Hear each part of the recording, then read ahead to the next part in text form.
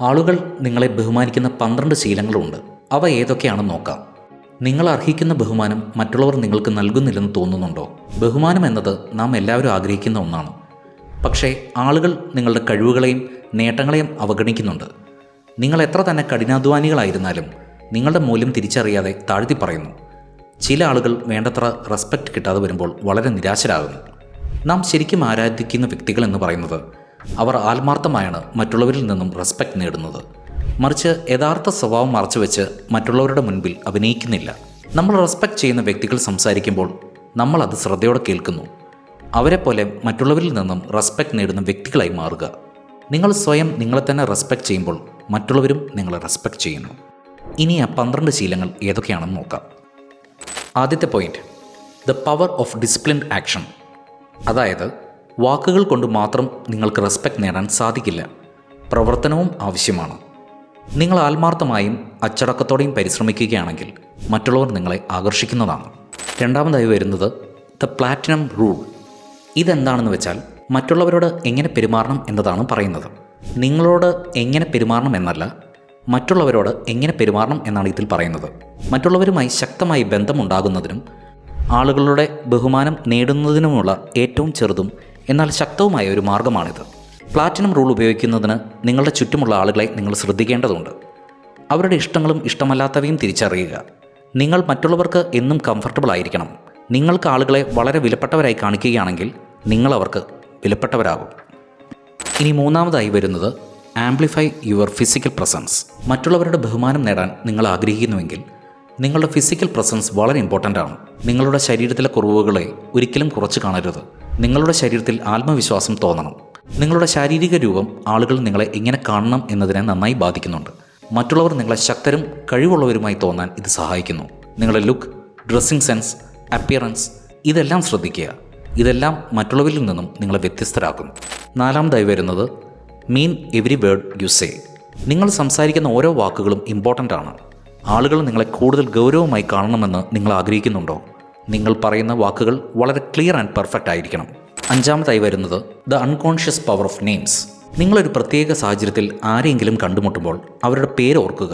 അടുത്ത പ്രാവശ്യം അവരെ കാണുമ്പോൾ അവരുടെ പേര് നിങ്ങൾ സംസാരിക്കുന്നതിൻ്റെ ഇടയിൽ ഉപയോഗിക്കുക. ഇങ്ങനെ ചെയ്യുമ്പോൾ അവരുടെ പേര് നിങ്ങൾക്ക് ഓർമ്മയുണ്ടെന്ന് അവർക്ക് മനസ്സിലാകും. ഇത് നല്ല ഇമേജ് ക്രിയേറ്റ് ചെയ്തു തരും. കൂടാതെ നിങ്ങളെയും നിങ്ങളുടെ പേരും അവർ ഓർത്തു വയ്ക്കുകയും ചെയ്യുന്നു.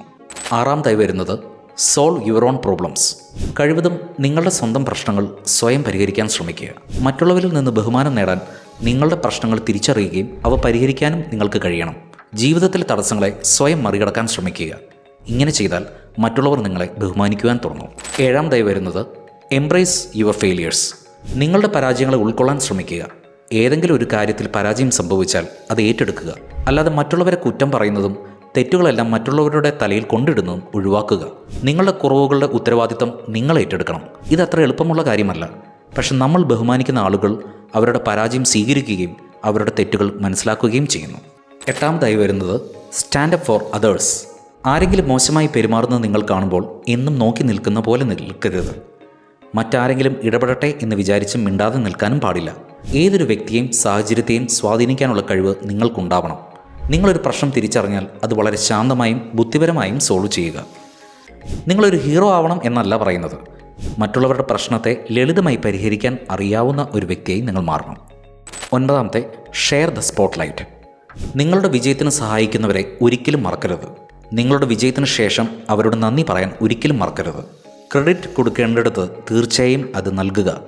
ഇങ്ങനെ ചെയ്താൽ മറ്റുള്ളവർ നിങ്ങളെ തീർച്ചയായും റെസ്പെക്റ്റ് ചെയ്യുന്നതാണ്.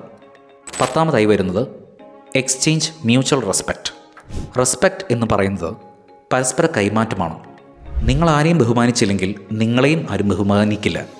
ഉദാഹരണത്തിന്, ചില ഉയർന്ന ആളുകൾ മറ്റുള്ളവരോട് റെസ്പെക്റ്റ് ഇല്ലാതെ പെരുമാറിയാൽ അവരുടെ കഴിവും വിജയവും ആളുകൾ പെട്ടെന്ന് ഏറ്റെടുക്കാൻ തയ്യാറാവില്ല. എന്നാൽ വളരെ വിനയവും നല്ല വ്യക്തിത്വം ഉള്ള ആളുകളോട് എല്ലാവർക്കും ബഹുമാനമുണ്ടാകും. അതുകൊണ്ട് മറ്റുള്ളവരോട് നല്ല രീതിയിൽ കമ്മ്യൂണിക്കേറ്റ് ചെയ്യാൻ ശ്രമിക്കുക. 11ാമത്തെ ദ 5 മിനിറ്റ് ബഫർ. എല്ലാ കാര്യത്തിലും നമ്മൾ കൃത്യസമയം പാലിക്കണം. അത് നല്ലതാണ്. എങ്ങോട്ടെങ്കിലും വൈകി പോകുമ്പോൾ അത് മറ്റുള്ളവർ അത്ര ഇമ്പോർട്ടൻ്റ് അല്ല എന്ന് അവർക്ക് തോന്നിക്കും. ഇത് നിങ്ങളുടെ പേരിനെ ബാധിച്ചേക്കാം. നിങ്ങൾ എങ്ങോട്ടെങ്കിലും പോകാൻ തീരുമാനിച്ചാൽ 5 മിനിറ്റ് നേരത്തെ അവിടെ എത്താൻ ശ്രമിക്കുക. ഇങ്ങനെ ചെയ്താൽ ആളുകൾ നിങ്ങളെ കൂടുതൽ അട്രാക്റ്റ് ചെയ്യും. 12ാമത്തെ പോയിന്റ്, എബവ് ആൻഡ് ബിയോണ്ട്. നമ്മളൊരു കാര്യം ചെയ്യുമ്പോൾ അത് കുറച്ച് ചെയ്ത് അവസാനിപ്പിക്കരുത്. നമ്മൾ വിചാരിച്ചതിനേക്കാളും കൂടുതൽ നന്നായി ചെയ്യണം. നിങ്ങളെക്കൊണ്ട് ഒന്നിനും കഴിയില്ല എന്ന് വിചാരിക്കരുത്. മറ്റുള്ളവർ പ്രതീക്ഷിക്കുന്നതിലും അപ്പുറത്തേക്ക് കൂടുതൽ സമയമെടുത്തും എഫർട്ട് എടുത്തും ഓരോ കാര്യവും ചെയ്യാൻ ശ്രമിക്കുക. ഇത് മറ്റുള്ളവർ നിങ്ങളെ കൂടുതൽ റെസ്പെക്റ്റ് ചെയ്യാൻ സഹായിക്കും.